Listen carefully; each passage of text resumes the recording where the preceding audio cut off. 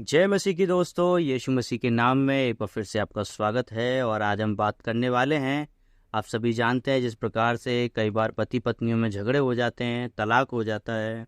और तलाक के विषय में बहुत सारी बातें हैं। लोगों को तलाक क्यों करना चाहिए या करना चाहिए या नहीं करना चाहिए। ये कई प्रकार के सवाल लोगों की ज़िंदगी में होते हैं और इन सवालों पर आज हम बात करने वाले हैं।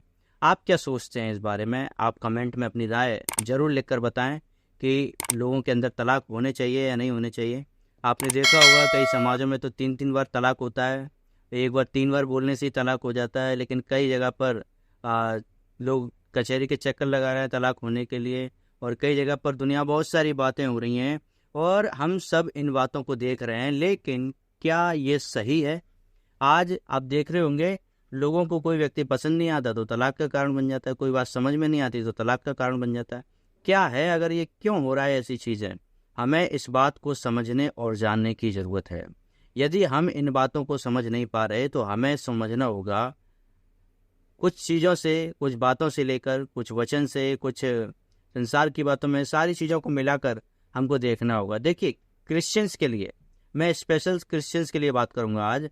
जो व्यक्ति मसीह हैं और यीशु मसीह के वचन को मानते हैं, वो तलाक कर सकते हैं या नहीं कर सकते, क्योंकि आज उनके घरों में ये समस्याएं आ गई हैं कि उनके घरों में तलाक हो रहे हैं, उनके परिवारों में तलाक हो रहे हैं, उनकी रिश्तेदारियों में तलाक हो रहे हैं, उनके बेटे बेटियों में तलाक हो रहे हैं।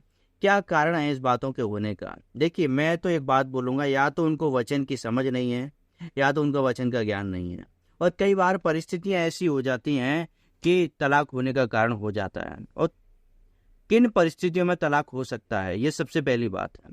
आप किस परिस्थितियों में तलाक ले सकते हैं, किन परिस्थितियों में आप डिवोर्स दे सकते हैं। तलाक, डिवोर्स ऐसे शब्द इसके लिए इस्तेमाल किए जाते हैं, लेकिन मैं आपको बताना चाहूँगा। देखिए, पुराने नियम में कुछ बातें कही गई थी। मती रची सुसमाचार 5 अध्याय उसका 31 वचन वहाँ पर लिखा है। यह भी कहा गया था कि जो कोई अपनी पत्नी को त्याग दे उसे त्याग पत्र दे। ये तो पुराने नियम में नियम था। पुराने नियम में क्या था? ये एक तरीका था तलाक देने का। और तलाक देने के समय में वो क्या करते थे, एक त्याग पत्र देते थे और तलाक हो जाता था। आज के समय में भी जब आप देखते हैं कि लोग क्या करते हैं, कोर्ट जाते हैं, कचहरी जाते हैं, एक त्याग पत्र देते हैं, एप्लीकेशन लेटर देते हैं और जज उस पर बातें करता है। और कई 3-4 महीनों तक, 6 महीनों तक उनके बीच में कोशिश करता है कि इस द्वार से सुलह हो सके, लेकिन नहीं होती तो एक टाइम पीरियड के बाद उनका तलाक कर दिया जाता है। दोनों को एक एक कागज़ अलग अलग पकड़ा दिया जाता है। कहता है ये आपका तलाक का सर्टिफिकेट है, लो। शादी का सर्टिफिकेट तो मिला नहीं, तलाक का सर्टिफिकेट तुरंत मिल जाता है लोगों को। मतलब हमें सोचने की ज़रूरत है। देखिए, पुराने नियम में ऐसा होता था, यदि आप किसी से परेशान हो गए, अपनी घरवाली से तलाक ले लो। ऐसा होता है क्या? नहीं। लेकिन वचन कहता है, यीशु मसीह क्या सिखाते हैं, परंतु मैं तुमसे ये कहता हूँ, जो कोई अपनी पत्नी को व्यभिचार के सिवा किसी और कारण से छोड़ दे तो वह उससे व्यभिचार करवाता, और उसे त्यागी हुई से जो ब्याह करता है वो भी उससे व्यभिचार करता है। तो वचन इस प्रकार से सिखाता है। यीशु मसीह की शिक्षा अब पुराने नियम से थोड़ी अलग हो गई। अलग नहीं है, उसको अलग तरीके से मॉडिफाई कर दिया यीशु मसीह ने। पहले एक तरीका था तलाक लेने के लिए, सिंपल सा, कि तलाक लेने के लिए क्या करना है, त्याग पत्र दे दो, बात खत्म। आज के समय में होता है ना, रिजाइन लेटर दे देते हैं कई जॉब्स के लिए, कई चीज़ों के लिए। सिंपल सा तरीका था। लेकिन आज सिंपल तरीकों से तलाक नहीं हो सकता। आज आपको अपनी पत्नी का साथ देना ही पड़ेगा। काड़ी है, भेड़ी है, लूली है, लंगड़ी है, कैसी भी हो, फर्क नहीं पड़ता। आपकी पत्नी कैसी है, अच्छी नहीं है, आपसे रोज लड़ती है, रोज पीटती है आपको, या आप पत्नी को पीटते हैं, कोई फर्क नहीं पड़ता, आपका तलाक नहीं हो सकता। बाइबल कहती है इस बात को। लेकिन तलाक सिर्फ एक कंडीशन में हो सकता है जो यीशु मसीह ने बोली, यदि आपकी पत्नी व्यभिचारिण है। यदि आप व्यभिचारी हैं तो तलाक हो सकता है। मतलब दोनों में से कोई भी एक व्यक्ति व्यभिचार करता है, इसका मतलब अपनी पत्नी को छोड़कर किसी पराई स्त्री या पराये पुरुष के साथ गलत तरीके से संबंध में रहते हैं, तो वो क्या है, परमेश्वर की नज़र में व्यभिचार है। और इस व्यभिचार के होते हुए आप तलाक ले सकते हैं, क्योंकि परमेश्वर को ये पसंद नहीं है, यीशु मसीह को ये पसंद नहीं है। और ये यीशु मसीह का नियम है जो उसने आपको समझाया। ये एक एकमात्र कारण है।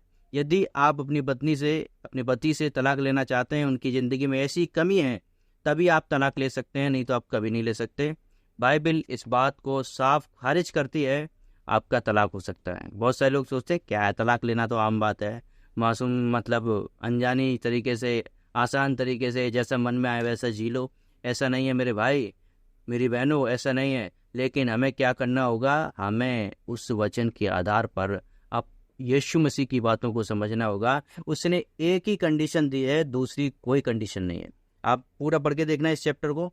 यदि आपको मिले तो आप मुझे कमेंट करके ज़रूर बताना, नहीं भी मिले और आपको ये वीडियो अच्छी लगे तो कमेंट करके ज़रूर बताना कि हाँ मैं इस बात से सहमत हूँ। यदि आप इस बात से सहमत हैं कि एक पति हो या पत्नी, वो तलाक के लिए यदि उसके पास ये कंडीशन नहीं है, वो व्यभिचार में नहीं पकड़े जाते, या भले ही उनमें झगड़े हो रहे हैं, कुछ भी कारण है, यदि वो तलाक लेना चाहते हैं तो तलाक नहीं होना चाहिए। आप इस बात से सहमत है तो वीडियो में ज़रूर लिखना और बताना कि आपको ये बात कैसी लगी। क्या आप इस वचन से सहमत हैं? सहमत हों या ना हों, हम इस बात की अपनी सहमति दे सकते हैं। लेकिन वचन तो इसी बात की शिक्षा देता है, यीशु मसीह तो इसी बात की शिक्षा देते हैं कि बस तलाक नहीं हो सकता। नहीं हो सकता मतलब नहीं हो सकता। सोच लीजिए, समझ लीजिए, शादी करने से पहले हमेशा सोच लेना, कभी मन में आए कि मतलब मैं तलाक ले लूँगा, दूसरी शादी कर लूँगा बिना कारण के, कभी नहीं होगा। यही एकमात्र कारण है जो यीशु मसीह ने बताया, व्यभिचार। यदि ये नहीं है तो तलाक नहीं होगा, भूल जाइए, और उसी शादी को निभाना पड़ेगा, चाहे आपकी शादी कैसी भी हो गई हो, चाहे काली से, चाहे गोरी से, चाहे काले से या गोरे से, निभाना है और निभाते रहना है, ज़िंदगी भर ऐसे ही करना है। यही खुदा का कलाम कहता है, यही परमेश्वर कहता है, ये उसका वचन कहता है, और यीशु मसीह की शिक्षा यही है। ये हमको फॉलो करनी होगी, ये हमको सीखनी होगी, हमको समझना होगा। यही एकमात्र आशा है, एकमात्र कारण है यीशु मसीह में चलने का। वचन इस प्रकार से शिक्षा देता है।